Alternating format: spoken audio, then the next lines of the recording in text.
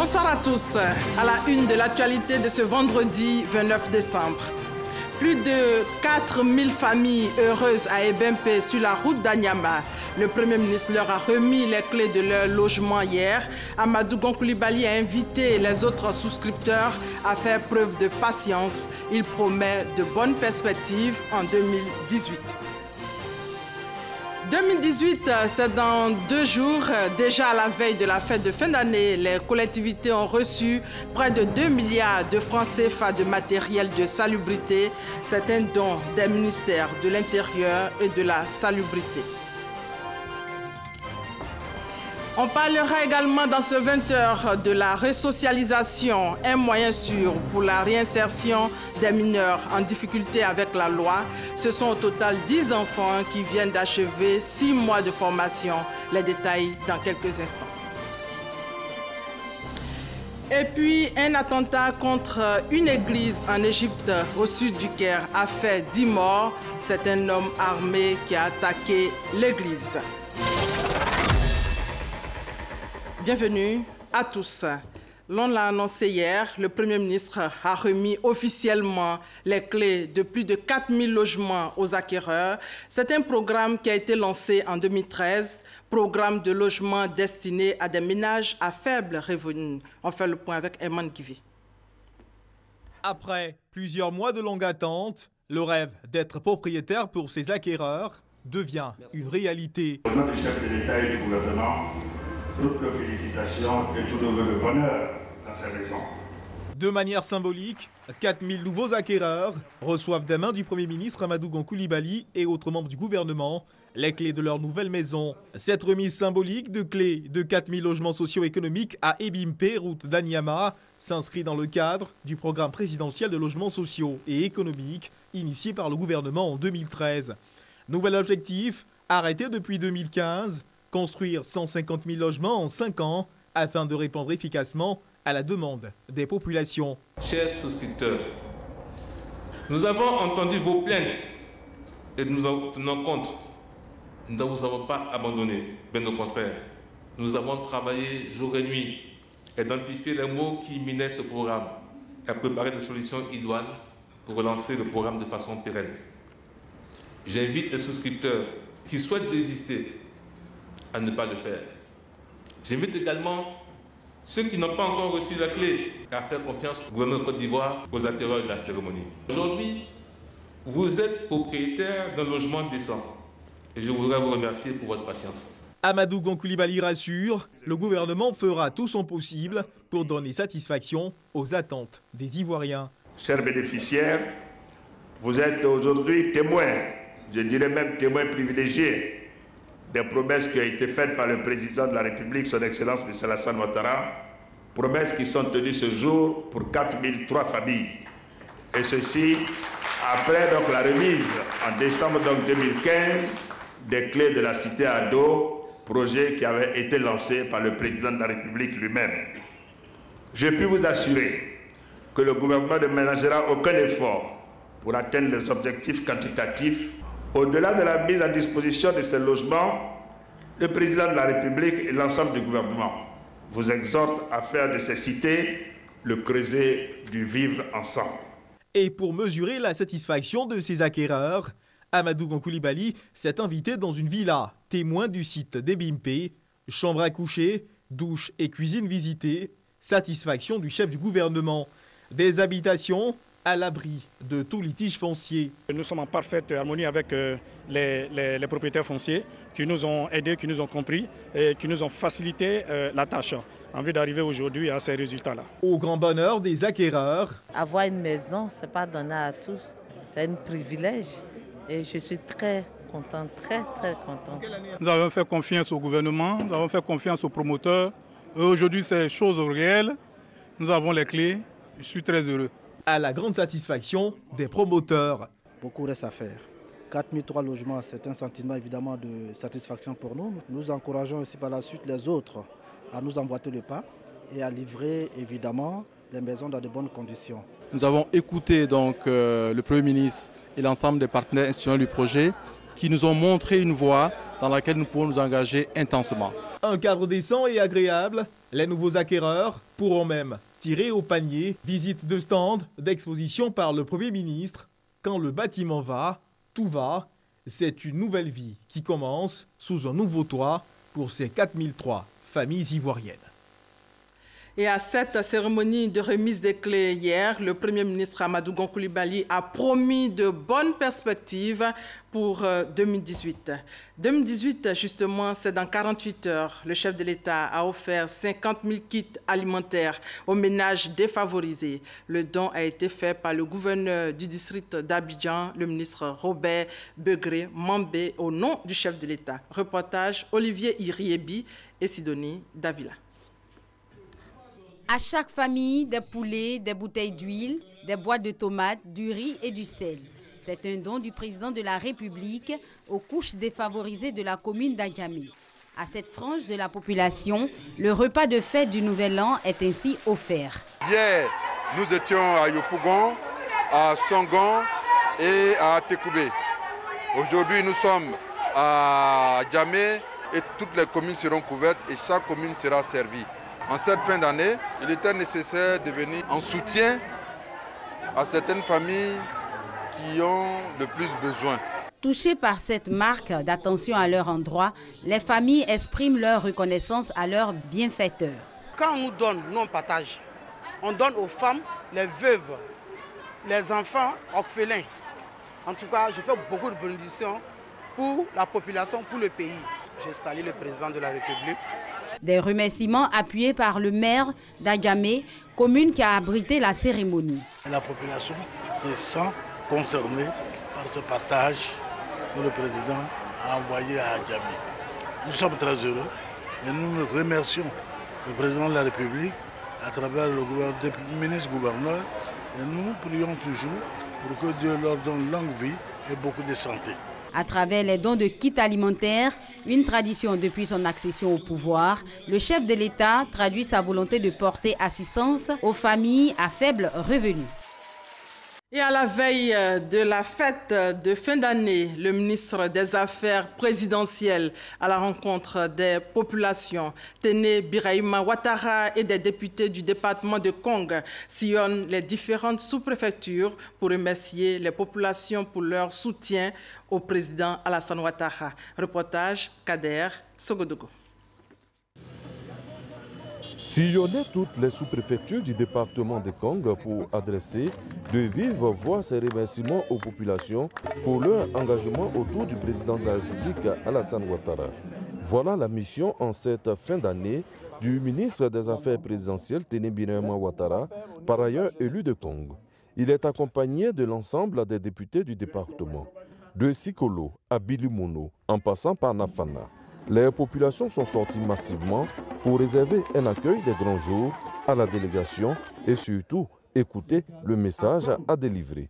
Nous avons pensé qu'il était bon de passer saluer les parents, les remercier pour leur soutien qui ne nous a jamais manqué et par la même occasion leur dire donc que les choses ne peuvent aller que de mieux en mieux. En réalité, le président Ouattara a réalisé beaucoup de choses pour ce département, comme partout ailleurs en Côte d'Ivoire. Et nous sommes convaincus que si on lui apporte le soutien dont il a besoin, il fera encore beaucoup plus pour ce département. Nous en sommes convaincus. À chaque étape, des dons en vivres et en numéraire ont été remis aux populations pour leur permettre de passer d'excellentes fêtes de fin d'année. Celles-ci ont traduit leur reconnaissance à travers des danses du terroir. Nous allons maintenant voir le calvaire des usagers en période de fête. À 48 heures de la fête, les populations s'attellent à faire les dernières courses, mais elles sont confrontées aux réalités liées au transport urbain. Il y a aussi des embouteillages partout. Les forces de l'ordre ont été déployées sur place pour réguler la circulation. Le constat de Ouattara Amadou.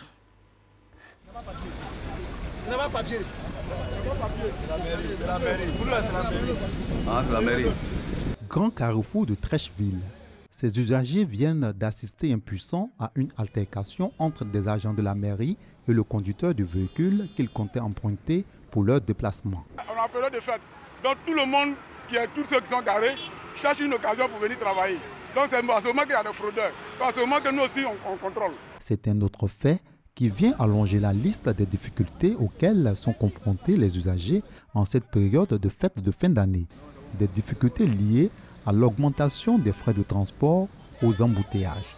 La gare de Bassam, vous voyez le désordre qui se passe là-bas? C'est à cause des transports. Une fois nous sommes en fête, si tu dois venir à Djamé à 200 francs, on vous fait à 400 francs.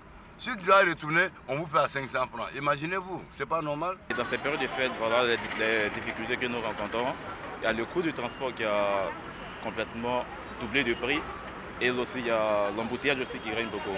Si par endroits, la circulation reste fluide, il est impossible de circuler à Djamé-Renault. Difficile d'entrer et de sortir du plateau. Indexés comme responsables des embouteillages, les chauffeurs de véhicules de transport en commun et de taxi s'accusent mutuellement. Si tu vas à Koumassi, bleu, c'est 13 des autres. Des autres. Bakama, on n'en parle plus. C'est tout le monde, même si les personnes qui ont une liberté ici. Là. Quand on veut passer, il n'y a pas de route pour passer. Les bras gras à côté. Là. Autre réalité, des travaux sur certaines voies. À ce niveau, la présence des forces de l'ordre est saluée. Chaque carrefour, il y a les policiers pour réguler la circulation. Donc pour le moment, il n'y a pas de problème. On leur dit merci vraiment pour tout ce qu'ils font pour la population. C'est tout ce qu'on peut leur dire. Et qu'ils continuent encore de plus. Les travaux ont commencé. Il y avait encore un peu d'incertitude au niveau des usagers, donc il y avait un peu de bouchons ça et là. Donc je pense qu'avec le temps, les gens ont commencé à se retrouver. Nous avons enregistré des saisies de pièces, les permis de conduire. Nous avons une soixantaine qui sont déjà saisis. Nous avons mis beaucoup de véhicules en fourrière. Afin de permettre aux populations de faire leurs différentes courses de fin d'année dans la quiétude, l'unité de régulation de la circulation a déployé des moyens. 211 carrefours sont tenus. Plus de 150 hommes sur les artères principales, 50 motos et 20 motards constituent le dispositif spécial pour lutter contre les infractions liées au code de la route. Au Libéria, c'est la joie dans le camp de George Weah. Hier jeudi, à l'annonce des résultats provisoires proclamés par la Commission nationale électorale, les militants de la coalition pour le changement démocratique ont envahi les rues de Monrovia en mêlant danse et cris de joie. Pour ces militants, c'est la victoire du peuple libérien. Nous allons donc rentrer en contact avec notre envoyé spécial pour nous faire le point 24 heures après son élection, l'élection de George Weah. Bonsoir Zani. Bonsoir, Gabriel, bonsoir.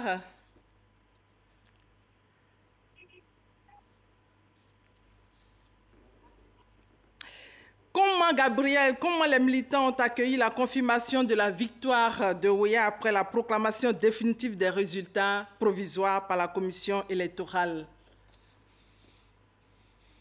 Alors, la fête des militants du CDC, de la coalition pour le changement démocratique, a repris. Il y a eu dans la matinée de ce vendredi juste un petit temps de répit, mais dès l'annonce du reste des résultats provisoires et la déclaration de Jérôme Kofoya qui a confirmé que l'équipe de George Weah est vainqueur de la présidentielle du mardi, alors les danses, les parades, les cris dans la ville de Monrovia ont repris de plus belle. Et donc, nous nous retrouvons au milieu de cette manifestation de joie au quartier général de George Weah. Et George Weah, qui dans les heures qui suivent, doit faire son premier discours en tant que président élu du Libéria. Gabriel, que disent aujourd'hui les organisations internationales? La crédibilité de ces résultats du second tour découle, vous le savez, de la transparence dans le déroulement de toutes les étapes du scrutin. Alors, les organisations internationales, l'Union européenne, l'Union africaine, la MINUL, la mission des Nations unies au Libéria, sont toutes d'accord sur un fait. Les conditions pour une élection sans accroc étaient réunies. Donc, elles n'ont pas manqué de saluer la bonne tenue du scrutin, de féliciter la commission électorale pour son efficacité. Et ce vendredi matin, la MINU, la mission des Nations unies au Libéria, a tenu une conférence avec tous les acteurs, les observateurs, les organismes internationaux et le corps diplomatique pour faire une déclaration dans laquelle ils ont félicité la MEC, le Libérien et le vainqueur de la présidentielle, George Weah, qui était invité avec toute son équipe à cette rencontre. Merci Gabriel Zani et bon séjour au Libéria. Et les premiers mots de l'ancien footballeur George Weah qui a remporté la présidentielle au Libéria jeudi. Il s'est engagé à lutter contre la pauvreté et la corruption. Près de 2 milliards de francs CFA de matériel de salubrité ont été remis aux collectivités par les ministres de l'Intérieur et de la Salubrité. C'est un don qui s'inscrit dans le cadre du programme spécial d'appui aux collectivités initié par le gouvernement depuis 2013. Grâce Kando. Environ 2 milliards de francs CFA de matériel de salubrité remis à 58 communes de l'intérieur du pays en vue de renforcer leur capacité technique en matière de gestion des déchets.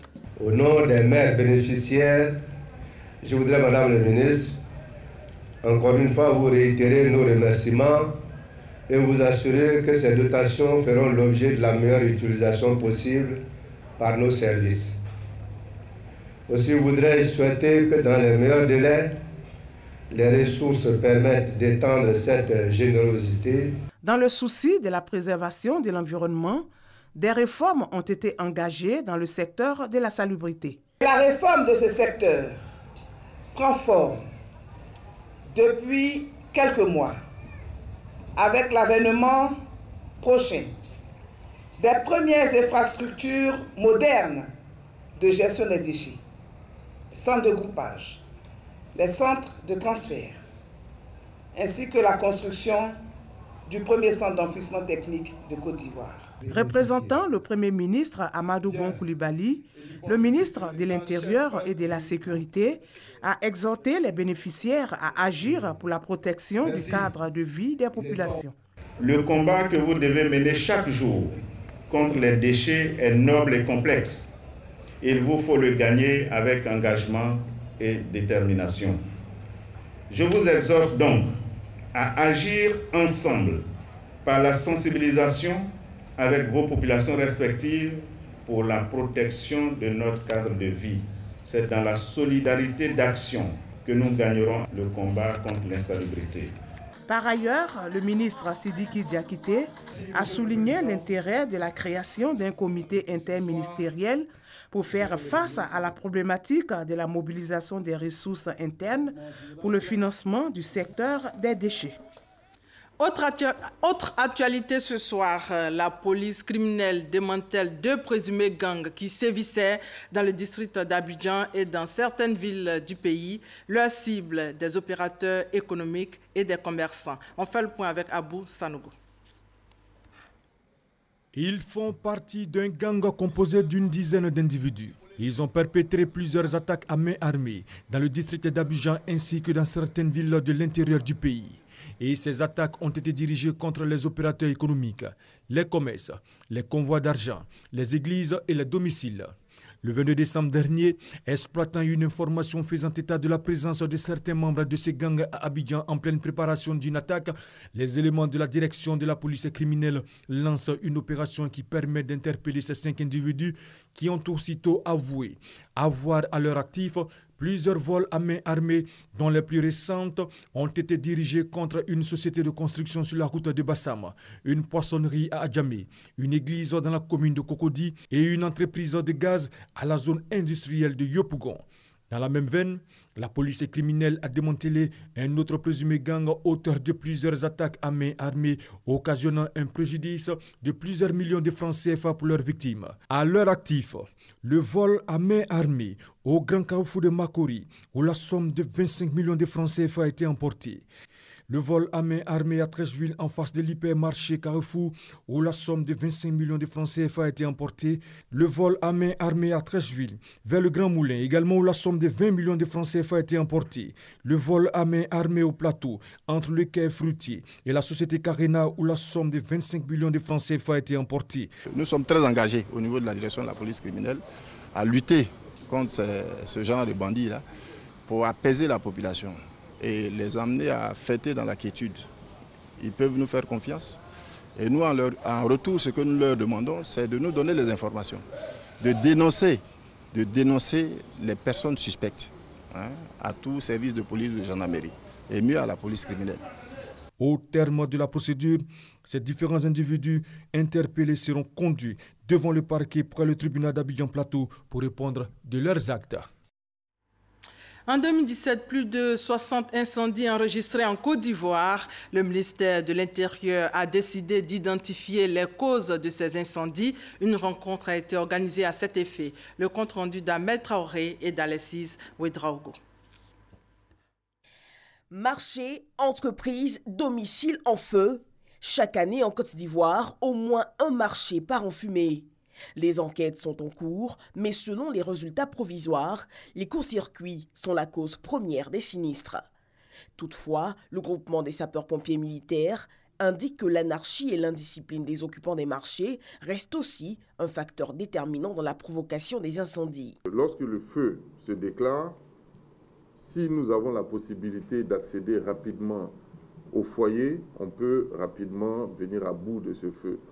Malheureusement, dans nos marchés aujourd'hui, toutes les voies d'accès sont des zones de vente ou de stockage. Notre mission, c'est d'isoler, quand l'incendie est déclaré, c'est d'isoler le marché afin d'éviter que des badauds en profitent pour venir voler, ou bien même celui qui a sa marchandise, il sait ce qu'il y a dedans, il sait quelle est la somme qu'il a laissée dans son magasin.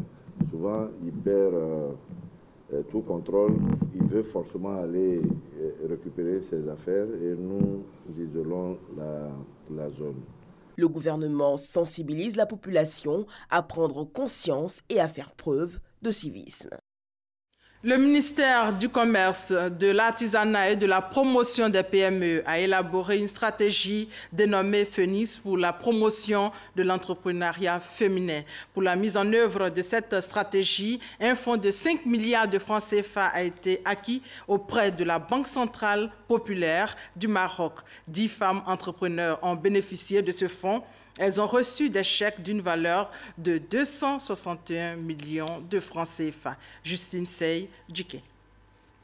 Un fonds de 5 milliards de francs CFA pour la promotion de l'entrepreneuriat féminin en Côte d'Ivoire.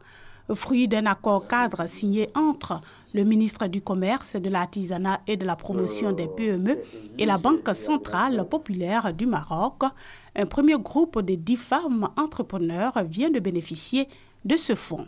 Je compte vraiment déployer tout mon potentiel pour pouvoir rentabiliser ce fonds.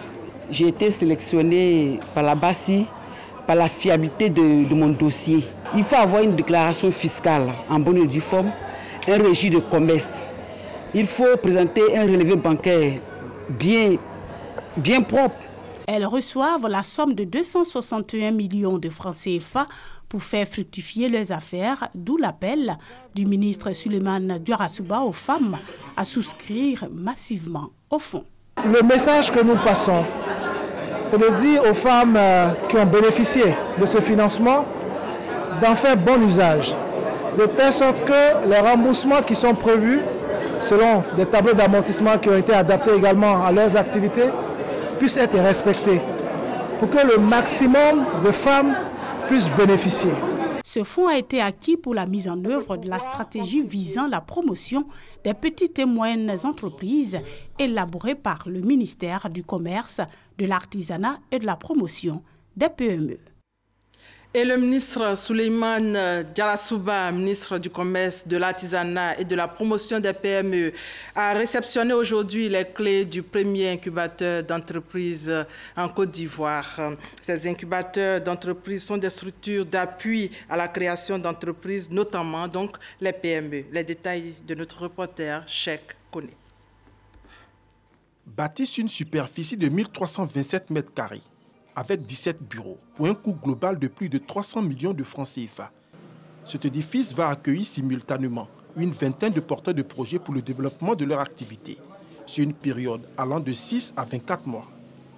L'objectif de ce premier incubateur est de réduire le taux de mortalité des petites et moyennes entreprises, renforcer leur rentabilité, favoriser leur création et soutenir les projets innovants. Nous avons bâti un programme autour de la construction de 4 incubateurs, dont le premier que nous venons de réceptionner aujourd'hui, et nous aurons 3 autres, je vais dire, à l'intérieur du pays, qui va servir à héberger tous nos jeunes, tous les start-upers, toutes les entreprises qui ont des difficultés à être hébergées, toutes les entreprises qui ont des difficultés à être accompagnées. Le ministre Souleymane Diarra Souba a par ailleurs invité le secteur privé à emboîter le pas à cette initiative publique. Aucune PME ne peut avoir une durée de vie très importante si elle n'est pas accompagnée. Or, c'est une structure d'accompagnement des créateurs d'entreprises, des porteurs de projets, d'assistance. La construction de cet incubateur s'inscrit dans le cadre du programme national d'incubateur de Côte d'Ivoire, d'un coût global de 2 milliards de francs CFA. Malheureusement, depuis son lancement, ce programme, dont la fin est prévue pour 2019, n'a bénéficié que de 10% de son budget global. À Mbayakro, la resocialisation, un moyen sûr pour la réinsertion des mineurs en difficulté avec la loi. Ce sont plusieurs enfants qui viennent d'achever 6 mois de formation. Regardez. Lassina Bamba est maître artisan et propriétaire d'un garage automobile à Mbayakro. Il a en charge la formation de plusieurs jeunes, parmi eux un ex-enfant en difficulté avec la loi. Il a voulu qu'à la sortie du camp, travailler avec moi. Il respecte les conseils qu'il lui donne parce que j'ai laissé des conseils ici pour ne pas qu'il soit arrogant.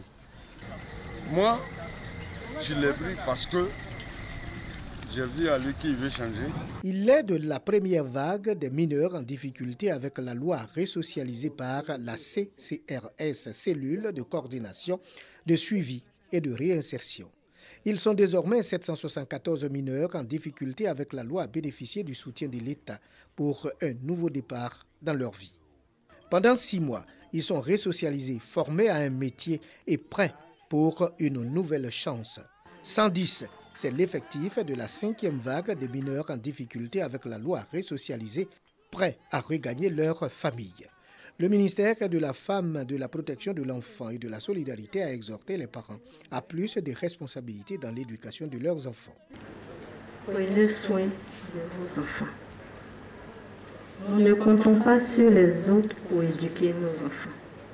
Ne démissionnons pas. Nous avons autant d'enfants, tous que nous sommes. Mais nous devons serrer les coudes. Nous devons accepter d'éduquer nos enfants et leur dire la vérité. Chers parents, n'ayons pas peur de nos enfants. Les parents venus récupérer leur progéniture s'engagent à changer des fusils d'épaule dans l'éducation de leurs enfants. Dès que j'arrive à Abidjan, je vais essayer de faire attention avec ces mauvais amis-là. Moi-même, je prends soin de lui. Je vois de les endroits où il doit partir, je vais suivre ça. On laisse toujours les enfants à la portée de la maman. Donc quand ça ne va pas, la maman, bon, l'enfant se livre à l'oisiveté. Il faut maintenant que moi, madame et monsieur puissent s'entendre mieux pour l'éducation de l'enfant. Débutée en novembre 2016, la cellule de coordination, de suivi et de réinsertion a permis à une centaine d'enfants d'obtenir un travail salarié. Plus de 400 mineurs en difficulté avec la loi sont en apprentissage sur des maîtres artisans. Hors de nos frontières, au Mali, le Premier ministre Abdoulaye Idrissa Maïga a présenté sa démission ainsi que celle de son gouvernement au président Ibrahim Boubacar Keïta, qu'il a accepté. Le nom de son remplaçant n'a pas encore été annoncé. Abdoulaye Idrissa Maïga avait été nommé à la primature en avril dernier. C'est une démission surprise. En Égypte, au moins 10 personnes ont été tuées dans un attentat contre une église au sud du Caire ce vendredi 29 décembre. L'assaillant blessé a été interpellé par les services de sécurité. Et ici, en Côte d'Ivoire, c'est plutôt la messe de la paix qui a été célébrée hier soir à la cathédrale Saint-Paul du Plateau, occasion pour le cardinal Jean-Pierre Coutouin d'inviter à l'amour et à l'unité. Alexis Ouedraogo. Une messe pour la paix à la cathédrale Saint-Paul du Plateau. Au cœur du message, une invitation à cultiver l'amour du prochain et à porter regard et attention sur ceux qui souffrent de l'absence de paix dans le monde. Premièrement, les migrants et les réfugiés. Ouvrir nos cœurs à la souffrance des autres ne suffit pas. Accueillir l'autre exige un engagement concret. Une chaîne d'entraide et de bienveillance, une attention vigilante et compréhensive. Pour réussir cet accueil, le souverain pontife recommande aux gouvernants qui ont une responsabilité précise envers leur communauté, dont ils doivent assurer les justes droits et le développement harmonieux, de pratiquer la vertu de prudence, celle qui assure de pouvoir accueillir, promouvoir, protéger et intégrer tous ces migrants et réfugiés en établissant des dispositions pratiques dans la mesure compatible avec le bien réel de leur peuple pour s'intégrer.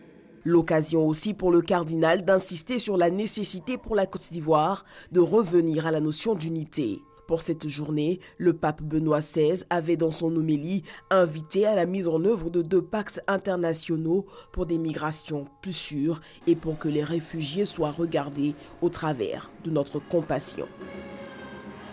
Et pour terminer, tout à l'heure, la 19e édition de la Nuit de la communication Ebony 2017 en direct.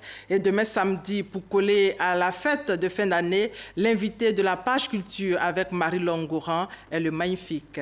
Et c'est la fin de ce 20h. Excellente soirée à tous.